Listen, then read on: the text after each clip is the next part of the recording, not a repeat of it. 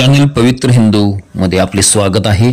24 मे रोजी वडंगे येथील शिवपार्वती मंदिराची गट क्रमांक 89 मधील जागा ही वक्फ बोर्डाची आहे असे 25 वर्षापूर्वी जी याचिका होती त्याचा निकाल महसूल खात्याने प्राचीन मंदिराची जागा ही वक्फ बोर्डाची आहे असे चुकीचा निर्णय दिला होता। त्यावेळी समस्त हिंदू समाज वडंगे यांनी गाव बंद केले होते व निषेध पुकारला होता। तसेच हिंदुत्ववादी कार्यकर्त्यांनी विविध आंदोलने केली होती।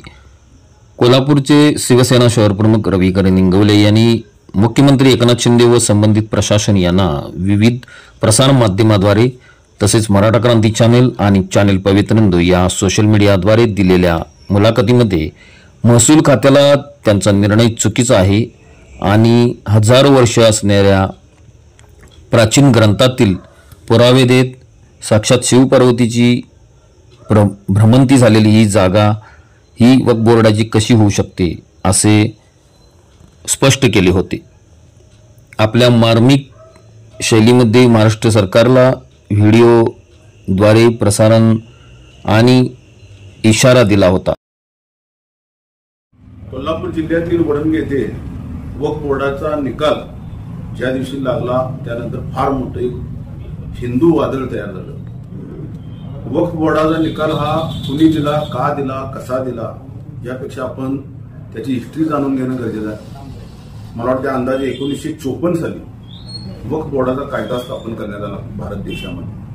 8,55,000 कोटी हेक्टर 8,55,000 कोटी हेक्टर जमीन वक्फ बोर्डाला त्या काळात 1954 साली त्यावेळच्या राज्यकर्त्यांनी दिली। कशाबद्दल दिली, का दिली, का लाड केली काही माहिती नाही, पण ही जमीन दिली म्हणजे कमीत कमी अर्धा भारत देश दिला। दिनांक 22 ऑगस्ट 2024 रोजी माननीय हायकोर्ट न्यायालय यांनी या निर्णयाला भूमी अभिलेख पुणे यांना नोटीस काढून या निर्णयाला स्थगिती दिली आहे। याबद्दल समस्त हिंदुत्व समाज वडंगे आणि हिंदुत्ववादी कार्यकर्ते यांच्यात आनंदाचे वातावरण तयार झाले आहे। सर्वप्रथम कोल्हापूर शिवसेना प्रमुख रविकरण इंगवले यांनी प्रसार माध्यमाद्वारे आवाज उठवला, याबद्दल त्यांचेही कौतुक होत आहे। चॅनल पवित्र हिंदू करता अविनाश शेलार।